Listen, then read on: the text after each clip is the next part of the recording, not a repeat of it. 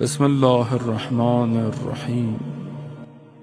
اس کو سب کے لیے، یہ مطلب صرف ہمارے لیے نہیں ہے، یہ جتنے بھی لوگ سنتے ہیں بہرحال چاہے وہ ان کا تعلق کسی فرقے سے ہو، کسی مذہب سے ہو، اس کو اس پہرائے میں دیکھیں، اپنی ویژن کو براڈ کریں، تھوڑا بڑے ہوں۔ ہم چھوٹی چھوٹی باتوں میں ایک دوسرے سے جو ہے وہ لگے ہوئے، اپنی پوری زندگی پوری انرجی جو ہے وہ 10 دن ممبر بھی اسی میں لگ جاتا ہے ہمارا، اسی میں ہم انرجی ضائع کر دیتے ہیں۔ اس نے یہ کہہ دیا، جب اس کو تھوڑا اوپر آ کر دیکھیں، اپنی نگاہ کو بلند کریں، دیکھیں کہ ہر نبی کے مقابلے میں شیطان اپنا پیکج لے کر آیا، اپنے بندے کو اتارا، اس نے ہر جگہ اترا ہے، وہ کہیں نہیں چھوڑا اس نے۔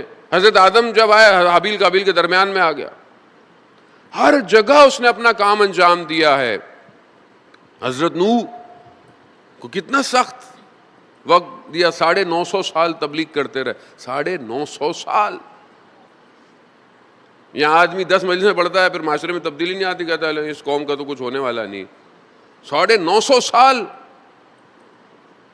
ہمارا کام، وہ بھی اگر توفیق ہو، ہمارا کام تبلیغ کرنا ہے۔ قرآن اپنے محبوب سے یہ فرما رہا ہے کہ اے میرے محبوب، اے میرے رسول، آپ کا کام پیغام دینا ہے، ہدایت دینا۔ اللہ کہتا ہے میرا کام ہے، اور ہمارا بھی یہ کام ہے۔ کوئی اچھا ہو، خدا جس کی دل چاہے ہدایت دے۔ 950 سال کے باوجود کشتی میں کتنی مشکل ہوئی، کشتی بنانے میں۔ کو پہلے کشتی بھی نہیں تھی، پانی بھی نہیں تھا، اس طرح کا کانسیپٹ ہی نہیں ہے۔ لوگ تمسخر کر رہے ہیں، حضرت نوح کو مذاق اڑا رہے ہیں، یہ کیا بنا رہے ہو، یہ کس لیے بنا رہے ہو، یہ کس چیز کی تیاری ہے۔ ان لوگوں نے کشتی دیکھی نہیں تھی کبھی، پانی کہاں سے آئے گا۔ کتنا سخت ہے حضرت نوح کے لیے، کتنا انہوں نے، لیکن کام کر رہے ہیں۔ کیوں؟ اللہ نے کہا ہے، کیے جا رہے ہیں۔ لکڑیوں کو، ٹکڑوں کو جوڑا، اور جب پانی برسنا شروع ہوا اور زمین نے نگلنا شروع کیا پانی کو، تب پتا چلا یہ جو کام ہو رہا تھا یہ نجات کی کشتی تھی، اور جو سوار ہو گئے ہو گئے۔ حضرت نوح کا اپنا بیٹا سوار، قرآن ہے، نہیں ہوا۔ کوشش کی، انہوں نے کہا، پروردگار نے کہا نہیں نوح، یہ تمہارا اہل، یعنی خاندان ہونا یا رشتہ دار ہونا کمال نہیں ہے، اصل نسبت ہونی چاہیے۔ نسبت ہو، نسبت کیا ہے؟ تمہارا اہل ہی نہیں ہے، یہ نادان کے ساتھ بیٹھتا ہے۔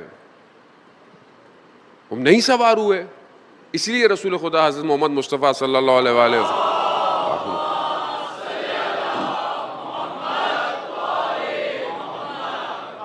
کہا کہ میرے اہل بیت کی مثال کمثلہ سفینۃ النوح ہے، میرے اہل بیت کی مثال سفینہ نوح کی طرح ہے، کشتی نوح کی طرح ہے۔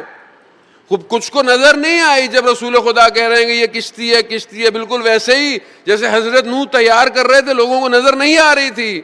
رسول خدا اپنے زندگی کے ہر لمحے میں بتا رہے ہیں، کبھی موبائلہ پہ بتا رہے ہیں، کبھی غدیر پہ بتا رہے ہیں، کبھی امام حسین گر رہے ہیں انہیں اٹھا رہے ہیں، کبھی نماز میں مسجد نبوی کے اندر سینے پر کندھے پر چڑھا کر، کبھی سجدے میں بتا رہے ہیں یہ کشتی ہے، دیکھ لو یہ کشتی ہے۔ موبائلے میں پورا نجات لے کر آئے کہ دیکھو یہ کشتی ہے، یہ کشتی ہے۔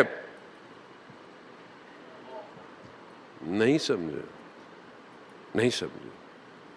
آج پوری دنیا کے اندر سوائے مجلس حسین کے علاوہ نجات کہاں ہے؟ کہاں ہے نجات؟ کہیں نہیں ہے۔ ہر جگہ اپنے نفس کی گفتگو ہے کہیں نہ کہیں۔ میں خدا نہ کسی خلوص و اخلاص پہ بات نہیں کر رہا، اوورآل۔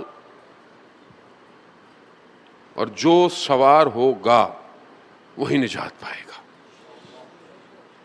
مگر لوگ نہیں سمجھے۔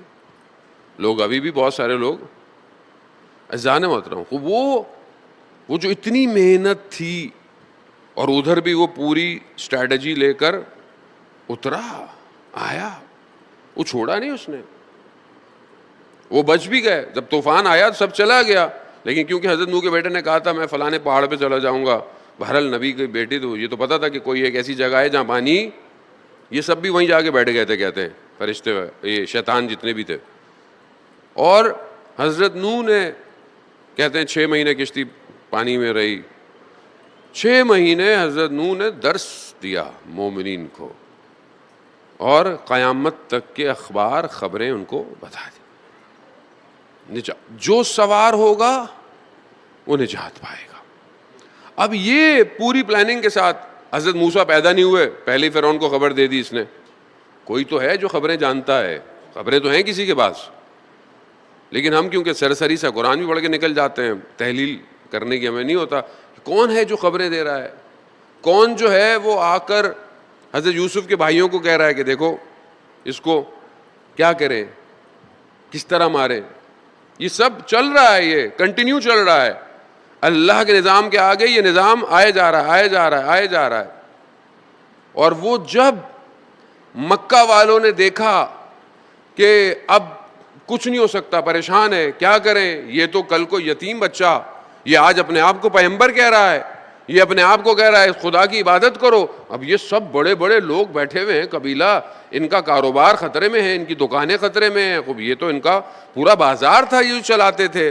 کتنی آفر دی انہوں نے رسول کو کہ یہ لے لیں, وہ لے لیں, بادشاہ لے لیں, آپ کچھ بھی کر لیں لیکن ہمارے خداؤں کو کچھ نہیں بولیں, بہترین خاتون لے لیں. جتنا کر سکتے تھے کیا, مگر کیا کہ رسول خدا نے, میرے دائیں ہاتھ پہ سورج اور میرے بائیں ہاتھ پہ چاند بھی رکھ دو تو میں اس سے نہیں ہٹوں گا. جب انہوں نے دیکھا کہ اب کچھ نہیں ہو سکتا, پریشان بیٹھے ہیں, وہی پھر آیا بوڑھا بن کے ان کے درمیان میں, کیونکہ وہ پیچھے سے ایک ہی پلان لے کے اترا ہوا ہے.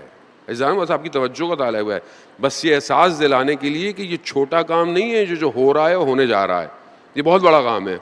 اس کو فرقوں میں, اس کو مذہب میں, اس کو نہ بانٹیں, اس کو, یہ بہت بڑا کام ہے. شاید اگر زندہ رہے تو آپ کا احساس ہوگا کہ کس کشتی میں سوار ہونے کی آپ سے خواہش مند کی گئی تھی.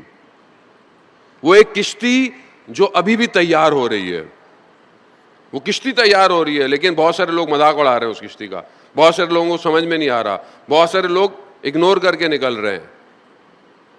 اس نے کیا کہا کہ حملہ کر دو, مار دو. کہا نہیں مار سکتے, بنی ہاشم قریش یہ بہت بڑا قبیلہ ہے, ان سے کیسے لڑے بنی ہاشم سے. کہا تم سب قبیلوں میں سے ایک ایک فرد کو جمع کرو اور سب حملہ کرو, کل کو یہ تم سب سے نہیں لڑیں گے. اور یہ پلان دیا اس نے رات کی تاریکی میں. انہوں نے کیا کیا, انہوں نے کہا رات کو رسول کے گھر پہ حملہ کر دیں گے. اب جب انہوں نے اپنا پورا پلان بنا کر آخری نبی پر حملہ کرنے کی کوشش کی تو خدا نے بھی اپنا آخری پلان رسول کے بستر پہ سلا دیا.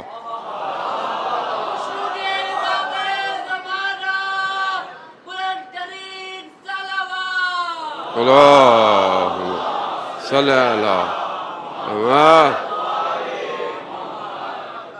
یہ پوری طاقت تھی شیطان کی جو کفار مکہ کے پاس آ کر رسول اللہ ختم ہو جائے گا معاملہ, یہ سب ختم ہو جائے گا.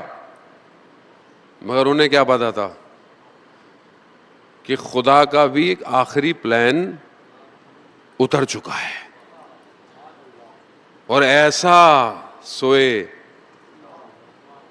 کہ دشمن دیکھ نہ پایا نبوت ولایت میں زم کیسے ہوئی ہے.